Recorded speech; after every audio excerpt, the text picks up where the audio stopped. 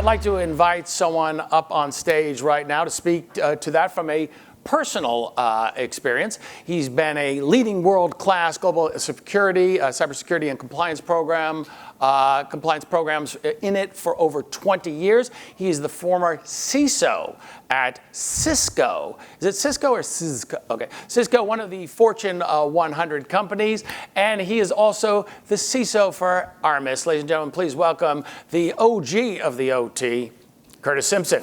Hey, Curtis. Thank you, everybody, for giving me this opportunity to get on a stage again. First and foremost, I love doing this. Even as I was an enterprise CISO, I was gravitating towards this all the time. We know how those internal environments can be. I love being able to engage with peers, partners, et cetera, and I love being able to do this. So thank you, first of all. And thanks for making the time to be here with us today. This is, as we've talked about, an incredibly important conversation. I know it's been one for me for some time now, and I'm looking forward to having this dialogue with you today. And as was mentioned, I'm going to talk to you today not just as the CISO at Armis, but as an enterprise CISO who was facing the same challenges that you're facing when I was running global security risk management at Cisco Foods. And Cisco Foods, not Cisco Systems, just to get that out of the way. So again, with that, I want to tell you a little bit about my story specifically in terms of what problems we were facing, how we ultimately identified that we were facing the challenges that we were, and then what our overall journey looked like to take us from a situational risk scenario to true business resiliency. So I want to start with the foundation. I'm not going to spend a bunch of time talking about Industry 4.0. I just want to baseline where we are and what we're all facing as operations. So replace 3 years with whatever number makes sense to you, right? I think I've been saying 3+ years for probably 5 years now. So whatever number makes sense to you, replace that number. But the reality is we've moved from what you see on the left to what you see on the right everywhere. And we touched on this briefly, but I know my experience has been, I often joke when I was at Cisco, I think the most recent digital transformation was like the 7th digital transformation I experienced while I was there, but that's only half of a joke. That was the reality. We were constantly having to transform how we were pulling intelligent information out of our warehouse operations, meat processing facilities, produce facilities, et cetera. How do we pull meaningful data out of those environments and make somewhat real-time business decisions that are effective for the business, the global business, including those local operations? And what we fundamentally realized, and I'll talk about this in more detail, as you all have, is that everything is connected. As things are being swapped out for new devices, they're now connected. They don't necessarily need to be, but they are. Even those traditionally benign devices are being connected within our environments. And what is very true is not only is everything connected now, there is no separate IT environment and there is no separate OT environment. They're all connected. These networks are interconnected. And there are both expected interconnected communications and unexpected interconnected communications. Some of them are valuable to the business, some are not as valuable to the business. Understanding this picture, though, is one of the immediate challenges we all face, and then being able to react to that picture. But let's dive into more detail. So before I tell my story, I wanted to really just pivot off of some of the things that Gene was talking about this morning, or this afternoon. So one of the most important things that I was very much concerned about a number of years ago, but has exponentially become worse over recent months and over the last couple of years in particular, is this whole scenario about the attack surface. So in past years, when I would look at my OT environment, the OT environment it had its risks, it had its challenges, but I was facing many different challenges on the OT side of the house and had to affect those issues sooner than I needed to get into the OT environment. But everything's changed, and everything's changed from many different perspectives. When I look at the operation I came from, the OT environment was the most critical environment that we had across our global operation. Why? That's where we took product in. That's where we stored and refrigerated our product. That's where we actually picked and select those products to get out onto trucks, to get them out to the customers. This is where we had our produce facilities, where we're cutting up produce into the right formats and boxing it. We had meat process facilities, slaughterhouses. This is where the product was actually formed. This is where the product was packaged. This is where the product was stored. This is where the product was shipped from. Everything else was a wrapper around that. E-commerce platforms, other tooling was all fundamentally a wrapper to enable the ability to interact with those most critical elements in the environment. So why do I mention all that? Well, for the longest time, the attack surface wasn't evolving that much in that space. It was evolving rapidly in the IT world as we started moving to the cloud, even before that, mobile devices. But you look at where we are today. Every month, there are tens of vulnerabilities being disclosed around IoT and OT devices. Tens. That's a lot. And why is it a lot? Because they're stacking. These are, what kills me is when I see an article that says it's time to patch again. There's a new disclosure around IoT devices or software that's inherently installed in these various different IoT devices, up to 1 billion around the world. You're not patching those. We can't patch those at scale. And often, if it's truly critical to business operations, and of course when you get into OT, we can't patch. There were some of my facilities that I only had once every 6 months to take actions that I needed to take within those facilities to remediate risk. Am I going to patch that entire environment every 6 months? No, I know what's going to happen if I do that. I'm going to shut down operations. And as we've looked at these types of environments over past years, the challenges we've quickly realized we can't use the traditional tooling to understand, let alone manage risk in this space, and it's getting worse. And this isn't FUD, right? It's literally, if you look at Ciso's website, tens of vulnerabilities a month that none of us are fundamentally patching for the most part because we can't. And what that ultimately means is you're able to stitch these exploits together as a bad actor to do what you need to do and execute the types of attacks that we're seeing. So let me talk about how this started for me at Cisco Foods, and this is where I'm going to spend the lion's share of my time. So for me, as it says, it all started with a safe. And how or why did it all start with a safe? Well, this was about 5, 6 years ago. I can't remember the exact time frame. I keep using those numbers, and I don't know where it's at now, but about 5 to 6 years ago. And about 5 to 6 years ago, my SOC found something odd. What they found was we had a device that was sitting in a controlled area of one of our OT environments that was communicating over the internet. It was a device we'd never seen before. It was a footprint we'd never seen before. Communication we'd never seen before. It was coming out of just one operation. And we had over 350 operations around the world, and so we had operations that had similar footprints. So for example, we had facilities called a colossal facility. Colossal facility has the same general footprint of any other colossal facility. So seeing these bizarre, anomalous communications from one of these facilities was odd and definitely piqued our interest. Well, long story short, this was 6 years ago. We didn't have Armis in place. We ended up actually having to visit that facility to figure out what was going on. Controlled area of the environment, non-technical folks within that landscape. What was it? It was a safe. We thought, okay, why? Like, what happened here? Well, the business was having issues. They were having issues because they had a safe in the past that just had a code. The people working the cash and carry area or office of this facility were sharing that code. You can see where this was going. Eventually, no one knew who actually owned the code. Everyone had access to the code. Money was disappearing. The business needed to rein in that control. So they did. They signed up for a cloud service that actually required people to have accounts to unlock the safe, to add money or remove money from the safe. So if you shared your account, that onus was on you. You were accountable for whatever money was missing. Well, it would be missing. You're not adding your money into the safe. So you'd be accountable for whatever money was missing. So this made business sense. I give you that example because those examples are prolific around our landscapes today. Again, I go back to the fact that everything is connected. But as we started to investigate this, it was shocking for us. And again, this was a number of years ago, but we were doing manual investigations because we didn't have the tooling to tell us what was out there. So we literally had local IT people going and visiting with OT facilities in their local regions, talking to the individuals there, walking around the facilities, looking at what was there, and actually monitoring or looking at network traffic, doing their own analysis and figuring out what's connected. Everything. And we were seeing connections from multiple fronts. We were seeing connections of traditionally benign things like vending machines, of course. Why were they connected? Well, because the vending machine provider wants to know when chips are actually out, right? The chips are gone. So that means someone needs to go and visit that site and service that machine and fill it back up with chips. So it makes sense to them from a business perspective, but to us, it's just introducing risk, further connectivity within the environment. And then, of course, you've got your traditional devices like printers and cameras that are more connected than they've ever been. They're running across IT and OT environments. We saw everything on the benign side of the house, but then, of course, we saw the things that were relevant to the business. And what we noticed was refrigeration was now connected.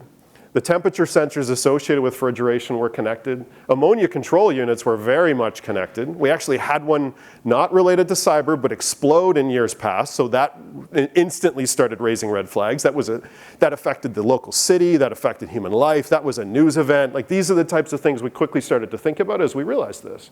But refrigeration I got really hung up on, because at Cisco, you could look at us as a massive refrigeration operation. Everything we had, or most of the products that we had, were stored in refrigerators and freezers, both in facilities and on trucks. Cisco was also the food safety leader of the world. So as we looked at this, and we had some black eyes in the past that Cisco never wanted to revisit again, we quickly became very concerned. We became concerned because it wasn't just about targeting us and our refrigeration, but we serviced hospitals, military bases, schools, and restaurants. Basically anyone who services or sells food in any capacity, their food, the equipment they use to make that food and actually provide that food to their customers, all serviced by Cisco. What if someone attacked refrigeration at scale and froze the temperature sensors at the temperatures they're supposed to be at, and used us as a conduit to affect our customers? Even if this happened accidentally across a number of sites, how much product were we going to throw away when we came to this realization that this had happened? And what I was quickly doing again was connecting these potential events back to real world business scenarios that we'd experienced because of failures of something like refrigeration just failed. The ammonia control unit exploded because it was leaking. These events were easy for us to relate back to a potential cyber event causing this situation, and not something anyone wanted to deal with. As we said, so our next step was form a relationship with the OT organization. What we quickly realized is, because this was generally out of scope for us, is the first thing we needed to do was actually sit down with this team, get to know them, and inform them. Inform them in terms of what is happening around the world today. How is the risk within this environment increasing? But even beyond that, what are the challenges you're facing, and how can I help you with technology? And what we quickly realized was, not only were we worried about the risk, so were they. They were worried about availability and safety within their environment, and they were concerned about what they were seeing in the news. But even beyond that, they could no longer even keep up with inventory. Their inventory challenges were so painful to have someone actually walking around with a pad and paper and then try to assess risk in terms of what devices are potentially going to fail and what do I have to do to be able to restore the availability of that device. This was painful for them. So what we quickly realized was, they didn't have some of the awareness that we had. They had awareness that we didn't have in terms of challenges that they were facing.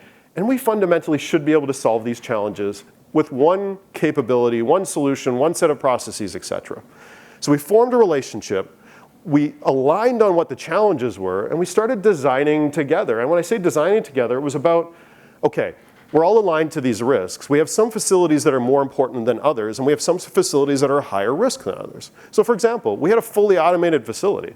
We all instantly became concerned about that fully automated facility and its level of interconnectivity. We also had, again, slaughterhouses that were supplying the meat for our entire operation. Well, what if that slaughterhouse went down? That basically meant that we weren't selling meat products to any of our customers downstream. All events that we'd seen in some capacity, but playing out that worst case scenario from an OT perspective and talking about what recovery would look like. And when recovery quickly became rip and replace, we instantly started, both teams, OT and security, started thinking we need to do something very differently. And we also can't rely on a 7-figure plus response party if something does happen to come in and help us deal with this. We've got to be far more robust in our ability to actually understand, first of all, what we have, why it's important, and what's potentially putting it at risk. And as we went through this, we discovered exactly what everyone discovers. Our network was interconnected. Our network was fundamentally flat. And we had, so when I went out to the market and I was having conversations with peers and with others as to how they were solving this problem, what I kept hearing was segmentation, segmentation, segmentation. 100% agree. Segmentation is part of the strategy. But without visibility, what we quickly realized is, what am I segmenting? And as we started learning more about the environment, what we realized is there were devices running alongside each other that were important to one another, and devices running alongside each other that were irrelevant to one another. And then you take things like physical security cameras, and they're sitting there in the midst of all of this. So we need those physical security cameras, but they're highly vulnerable potentially, running alongside things that are incredibly important to our operation, but those cameras are entirely irrelevant to us delivering those services. As we started to paint this picture for ourselves, the strategy actually started to form itself. But what I can say, and we'll get into this momentarily, is none of this was possible without Armis as our foundation. Because what we were realizing was our CMDB was like incomplete, right? We all know that. It was barely complete from an IT perspective. We knew there was nothing from an IoT standpoint in there, nothing from an OT perspective in there, and any inventories were being captured on pieces of paper on clipboards. So we didn't know what we had. We had no ability to go out and get what we had.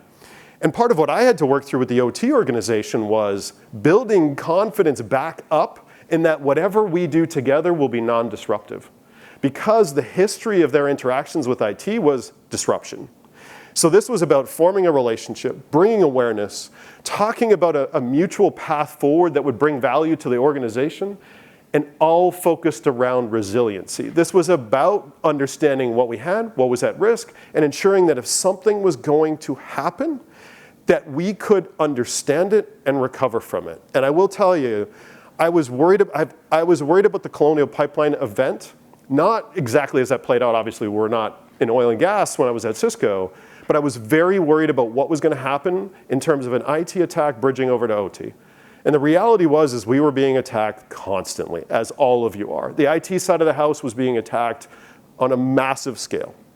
The problem was if we didn't have the visibility into the OT landscape, we not only didn't understand what was playing out there, we didn't understand what normal looked like in terms of the connectivity between that landscape. So what were we going to monitor? We're just going to monitor everything and look for those deviations? So it actually became, awareness for us became the full picture and the continuous picture. Because we also realized snapshot inventories and snapshot risk assessments were a waste of time. They took us too long to get through, and then we needed to revisit them every quarter or every 6 months or whatever. Continuous became a theme for us as we had this conversation throughout. So how did Armis help in this scenario? Armis gave us full visibility and full continuous visibility. What we had, how those things were communicating with one another, not only how those things were communicating with one another, but what we now had a picture of, beyond even being able to update our CMDB with all this information, is I now understood which critical systems were communicating with other assets within the environment, needlessly or in direct support of those operations. So now as I started thinking about strategies like segmentation, I knew exactly what I could segment. And I knew what I needed to more closely monitor because I understood those communications. And I had full visibility into how these environments were intercommunicating. And now because I had that full visibility, I also had the visibility to relate those communications back to critical services, back to critical capabilities, or not. And if you think about the power that enables, it's massive because again, it's all about having that baseline understanding and that continued understanding to set and execute the right strategy. And that's what we had. We had the right visibility that connected us back to the business context of how we operated such that we could truly establish a resiliency model. We could start segmenting what we knew was important. We could monitor those segments like crazy. We could monitor the expected communications between IT and OT, full continuous visibility. And again, not just about what assets we had, but why they were relevant and what other assets were relevant to them that allowed us to take continuous proactive and reactive actions with material benefit. And then of course, insights. So Armis became our single platform for risk management as we looked at OT-based risks. We had a singular view into all of the risks tied to IT, IoT, and OT across all of those networks, those interconnected networks. Full visibility meant central prioritization. Right? This wasn't about having to stitch data together across many tools, figure out which were our priorities because which could potentially affect what matters most. Central visibility, centralized planning, centralized prioritization, and centralized tracking as to how we're progressing in terms of managing these risks. And then Armis facilitated our ability to act. We were able to integrate the platform with our existing stack. You talk about the SIM, you talk about the SOAR, you talk about all those details. We did all of that. But beyond that, Armis actually enriched our other capabilities. So if we were seeing an alert come from another system or something else within our stack, we now had the ability to have that system go to Armis, get more detail and more context about the asset, and then include that information in the alert before it gets triggered to our SOC. What does that mean? That meant that the SOC was responding to alerts. The SOC was not investigating assets. Because prior to Armis, my SOC was investigating assets. What is this thing? Why does it matter? Who else should I talk to? Who are the owners of these other interconnected things? We knew all of that. And we had the ability, or the SOC had that at their fingertips. So we flipped the script on its head, where now the SOC was focused on responding to what mattered most and optimizing that all the time, not focused on figuring out what we had and why it mattered. And one of the other things, the last couple of things I want to leave you with are, so we're talking a lot about Russia today. One of the things that we saw almost 2 years ago now, or one of the announcements or communications we saw from the NSA and CISA, was that the game has changed and we're now facing a perfect storm scenario. This is almost 2 years ago. What we're seeing in terms of Russia and the most recent tactical guidance from the same agencies is connected back to this. It's the same story we've been hearing for 2 years, but it's just becoming louder and more important. Because what these agencies warned us of is we've got highly equipped bad actors, not just nation states, but remember, even tooling like Metasploit, a tool that script kiddies can download, subscribe to, and exploit assets with clicks. Well, Metasploit has a litany of different exploitation opportunities around IoT and OT devices alone. So as you think about who's equipped to execute these attacks, every single person on Earth, anyone with access to a PC, which is pretty much everyone, or it doesn't even need to be a PC, any compute device that allows you to execute these attacks. It's just not hard for anyone to do. You combine that with what we talked about in terms of the attack surface constantly growing. You look at the fact that the benefits are there, the risk versus reward equation seems very off. This perfect storm scenario is exactly what we were warned about. And the reason I mention this is they gave us general guidance. This was really interesting to me at the time, because the guidance we would normally hear from agencies like CSA or from CISA in the past is tactical, or has been tactical, like we've seen with the Russian events. This was very much build a program and build a program now. And what you're seeing here are their recommendations that still apply. But again, what made this so unique is today we're looking at tactical feedback about what you should do in terms of Russia. I would argue that today it's Russia, tomorrow it's China, the day after it's someone down the street who's that bad actor who's targeting you for whatever reason. Our programs shouldn't be built around specific actors. Our programs should be built around capabilities that allow us to build confidence in terms of what we have, what's exposed, why that matters, and then enough confidence to monitor what's important continuously, such that we're able to react in the moment when those things are affected. Whether it's Russia, whether it's China, whether it's random bad actor, it doesn't matter. What matters is that you've got the capabilities to bring that level of confidence to you, to your board, to your peers, etc. That's what matters, and that's why I'm not speaking about some of those tactical recommendations. I'd sooner look to this. It's about enabling a program, and it's about enabling a program beginning with visibility and ending with continuous monitoring with resilience in mind, right?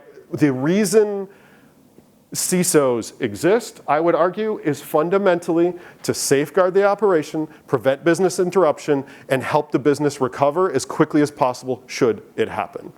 And this is our mandate in the OT landscape today. Because again, if you're here, this is probably the most important area of your environment, powering the most important elements of your business. And this is fundamentally, again, if we look at what our role has been, where the business needs us and wants us to focus as a function and as leaders today.